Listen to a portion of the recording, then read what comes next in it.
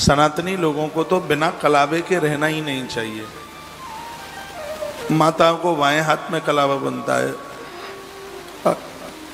अविवाहित बेटियों के लिए दाएं हाथ में कलावा बनता है। किसी नारी ने विवाह न किया हो तो जीवन भर उसके दाहिने ही हाथ में कलावा बनता है। पुरुषों के लिए दाहिने हाथ में कलावा बांधने का विधान है। कलावा हमारा ये रक्षा सूत्र कहलाता है, इससे रक्षा होती है। पूजा के 16 प्रकार हैं, उसमें कलावे को वस्त्र के रूप में लिया गया है। उसका मंत्र है वेद में।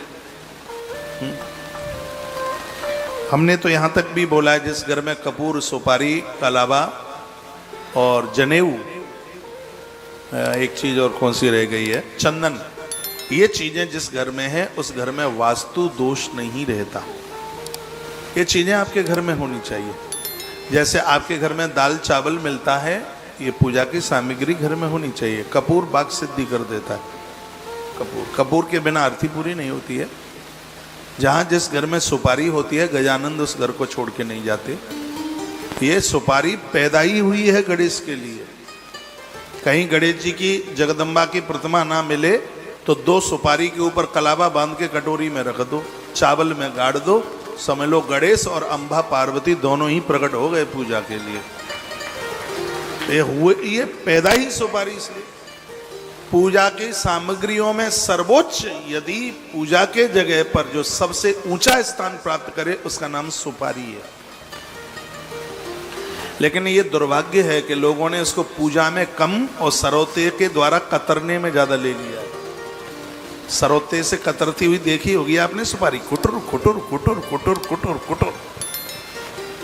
वो लोग उसको अपने उसमें लेते हैं प्रयोग में। वो सुपारी पूजा के ही लिए।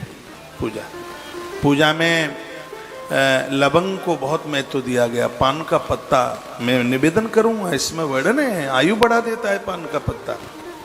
पान का पत्ता, सुपारी है, लवंग है और इलायची है, सुपारी है। बहुत बड़ी महिमा है इसकी, बहुत भारी महिमा। ये चीजें हैं घर में। सुपारी, भूमि पूजन हो रहा हो, तांबे का लोटा ले लो, उसमें साबुत हल्दी डाल दो, एक सुपारी डाल दो, चांदी का सिक्का डाल दो, चांदी के सांप सांपिन बनवा करके ला करके उसमें डाल दो, कन्हैया की छोटी सी बांसुरी डाल दो उसमें, फिर उसमें पंच पल्लव लगा करके ऊपर, उसके ऊपर एक जटा वाला नारियल रख दो, फिर उसको नीम में दबा दो, ऊपर 5 ईंटें रख दो।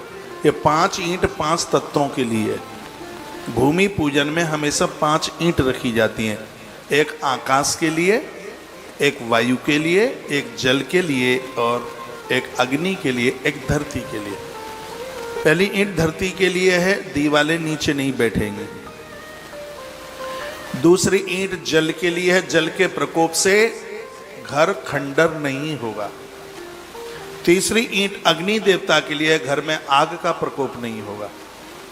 चौथी ईंट वायुदेव के लिए, तूफान के द्वारा तहस नहस नहीं होगा। नहीं तो आंधी तूफान आता है, अरे भैया बिल्डिंगें गिर जाती हैं, दीवारें गिर जाती हैं।